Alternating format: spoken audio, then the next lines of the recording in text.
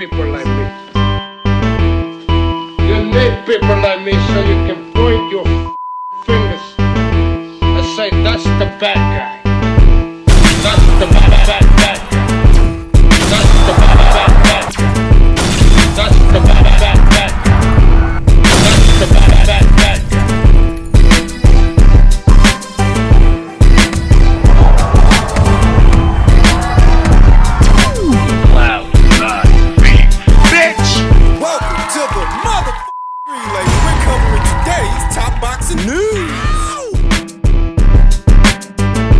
Always the light-skinned girls who think they just so pretty, and just because they born light-skinned that they just all that they can come up and talk.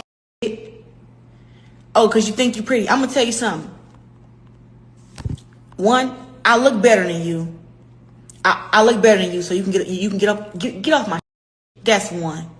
And then two, why are you on my stuff if you don't like me? Why? Oh. It's giving obsessed. It's giving obsessed, light skin, red bone. Yeah, get your funny little ass out of here. I don't play with these things. It's mostly a lot of light skinned women who come bothering me. Yeah. I said what I said. I said what I said. They be hating on everything. Oh, she just thinks she's so pretty, but she got a strong jawline. Baby, you see this face. What the hell wrong with you? I'm our ancestors' dream, girls. You crazy? Stop playing with me. I'm light skinned. I love you. Oh, I love you too. You all right? You good? I don't even mean to come at all light skinned girls for real, but usually they're the ones that be inboxing me or who be commenting me talking stuff, and I don't really be liking it because I know for sure it ain't about light skin, dark skin, white, black, Mexican, Puerto Rican. I'll whoop a girl ass. I already know that. So it'd be like. When they be talking crazy to me, I be like, man, I ain't really the one to be playing with. Who is this girl? Another light skin, another light skin. Your haters really got under your skin. How my haters got under my skin when I'm on here celebrating me not being guilty for smoking weed? Hey, _Summers, you blocked. You is dumb as hell. You blocked, man. And then once again, proving my point. Another light-skinned girl. Listen, if you're a light-skinned girl and you love me, I love you too. But I am telling you, some of these light-skinned girls be having like self-esteem problems. And the fact that my self-esteem is up here and theirs is down here, they come here with me. That is Claressa Shields seemingly addressing colorism. Colorism in the form of light-skinned women that levy criticisms against her, at least in her purview. Comments about her appearance, so on and so forth. I would say that Clarissa's critics really are not exclusive to light-skinned women. I've seen men, women of all different races and denominations that have had this and that to say about Clarissa, that if you should single out just the light-skinned women, that says more about you than it says about your critics, because they're not the only ones criticizing you. Says more about you than it does about them. When you have to pretend that they're the only ones that might have anything to say, and because you're doing that, it reveals an inferiority complex.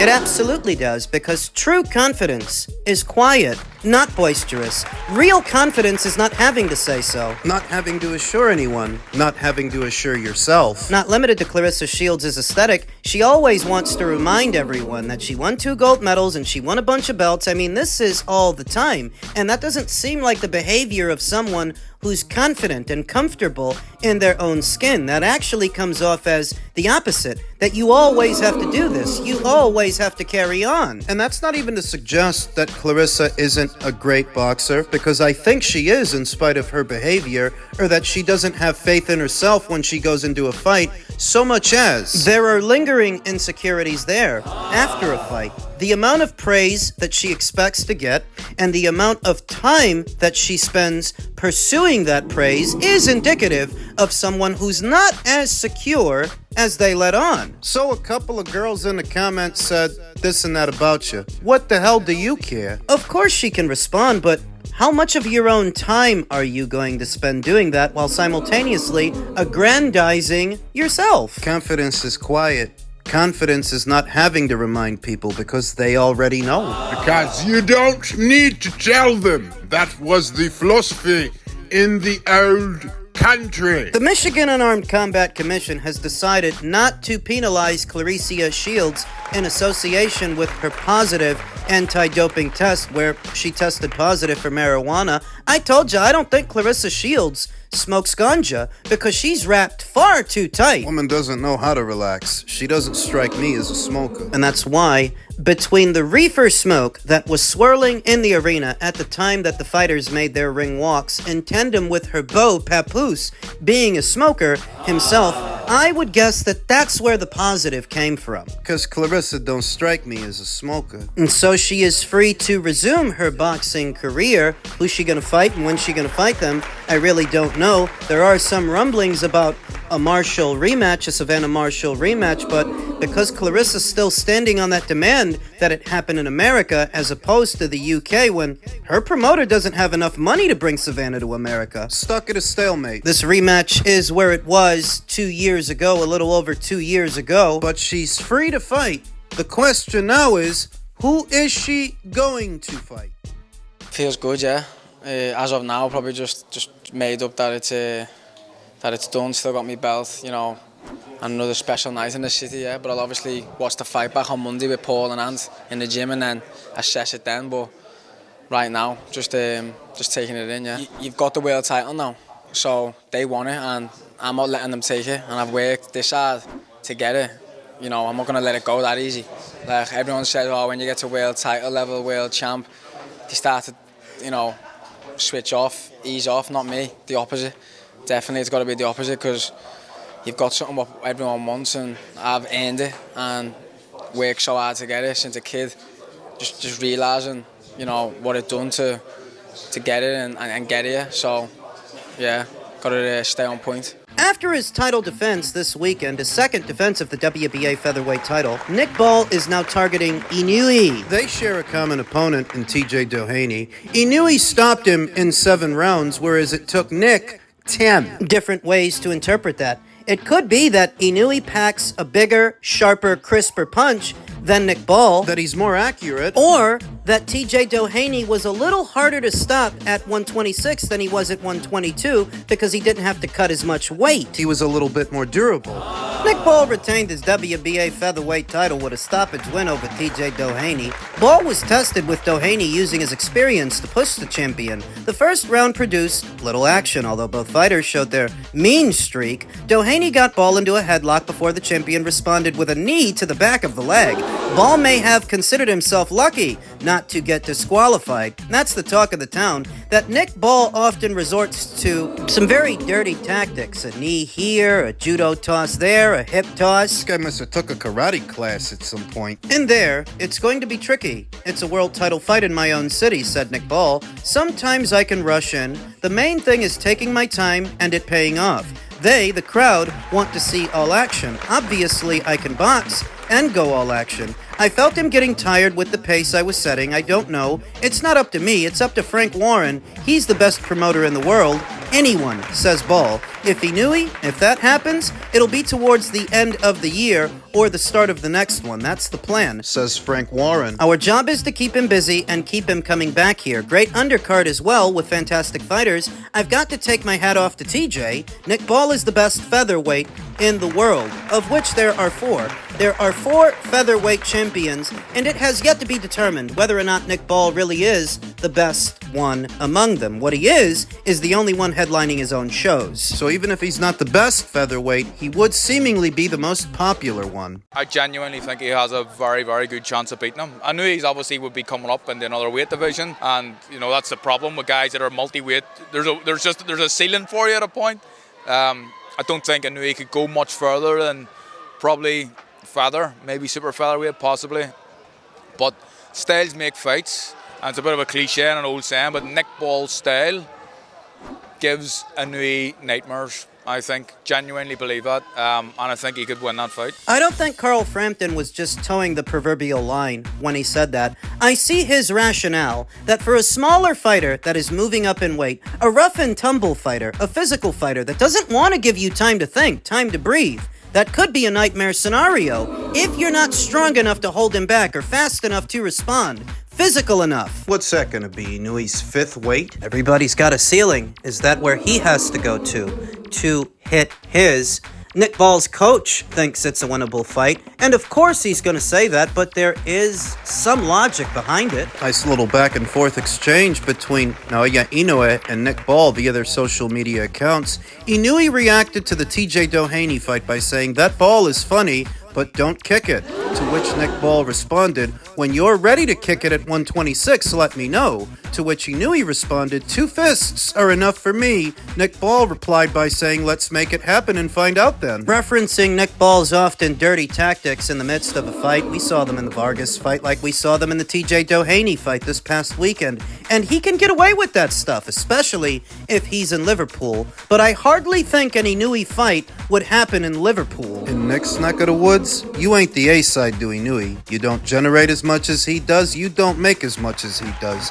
Inoue responded by saying, "Until that day comes, let's increase each other's value." If a fight between them were to materialize, I imagine it would happen on more neutral terrain, say Saudi Arabia, since it is His Excellency that's interested in putting this fight together. And as Carl Frampton stated, there is reason to believe that a rough and tumble fighter like Nick Ball, a physical fighter, and sometimes a dirty boxer, can give Inoue a hard time. If Inoue doesn't land with the same authority at 126 that he currently does at 122, if he can't hold Nick Ball back and keep him off, then it could be a nightmare scenario. It could be, but that isn't intangible. Because if he does land with enough authority, if enough of his power comes up with him, Just enough. and he's got speed too, he's got accuracy, that he is a lot more methodical than Nick Ball, he might catch him coming in, catch him coming through the front door, and end this contest before it even becomes one. I wouldn't say that Nick Ball is the most beatable champion at 126 because Stephen Fulton's up there and Inoue already beat him. Nick Ball is not the weakest link at 126,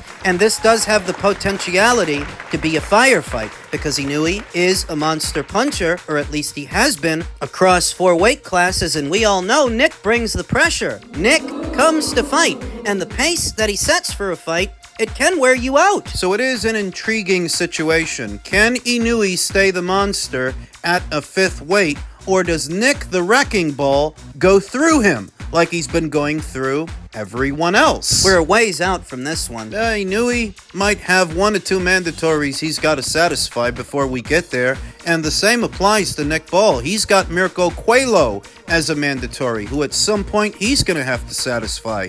But this definitely is an intriguing matchup. Now over to another. This thing's what Keith makes would that have been fight dangerous tough. the whole way. Healthy 2016 Yes. Keith, maybe not quite as smart as he is now. Right. And again, I don't know if Terrence was as smart at in 2016, 2017 as he is now. I mean, statistically, I would bet against it, but it's Terrence, so Terrence is just the exception, 50-50?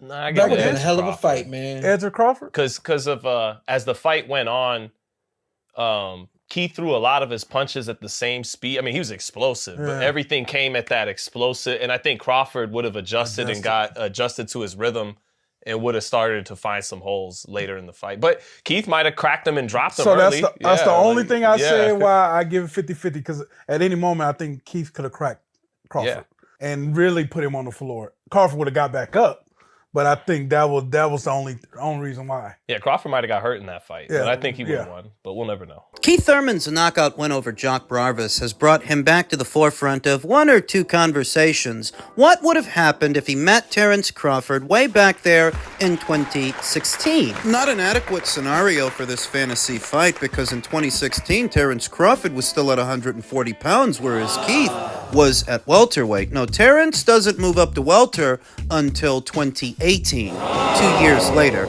So that would be the ideal time for such a fight. Then why'd they say 2016? Because Keith Thurman sat out all of 2018. He didn't fight at all that year. So they're trying to imagine an active Keith Thurman that's healthy and fighting and injury-free, and they had to go all the way to 2016 to do it. Which I don't even consider an even playing field. Thurman being an injury-prone fighter for a number of years, I think speaks to his level. That may seem unfair. But if the guy's always getting hurt, and he always has to sit out as a result, what am I supposed to say? The injuries are holding you back. And that's reality.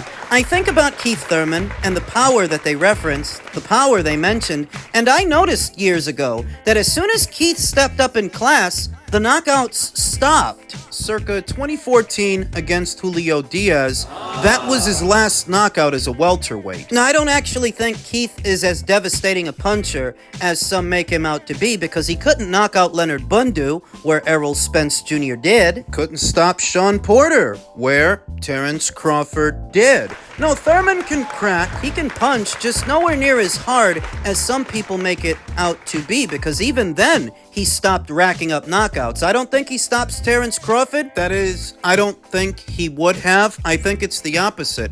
I think Terence Crawford would stop Keith Thurman, likely to the body. Keith Thurman has never liked it to the body. I see the range of motion in his punches, those looping shots that he throws, and I could definitely see Terence Crawford catching him in between. Not dissimilar to what he did to Julius Longdongo at 140, I think he'd go to Keith's body the same way, with counter shots to the midsection. I don't think people notice that Keith swings pretty wide. His punches aren't short and tight, even if they're strong. He shows some explosiveness. His shots are wide enough that he can get caught in between mid-punch, and because Terence is a switch hitter that can give him different looks throughout the course of the fight, I think he would have countered to the body, and I think he would have stopped Keith Thurman.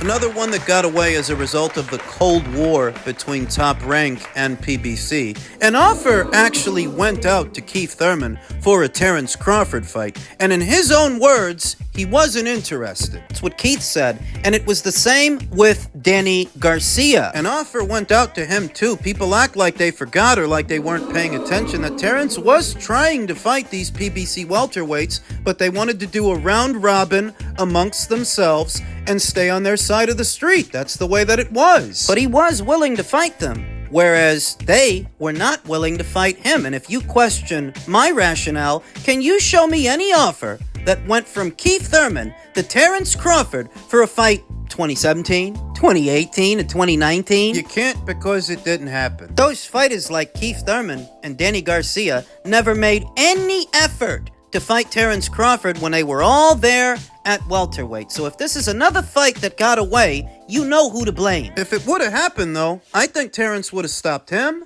I think he would have stopped Danny, too. You know what I think? I think Keith might have been a little bit trickier than Errol Spence Jr. It wouldn't have been as one-sided, but Terence would have got to him eventually. He would have stopped him. Now what he's doing is patting himself on the back that he knocked out Brock Jarvis. That's the only kind of guy that Keith Thurman can knock out. The Brock Jarvises of the world. Sean Zattel says, we'll never know what would have happened, but I'm fairly confident Terence would have knocked Keith Thurman out, and Keith knows it. That's why he didn't want to fight him.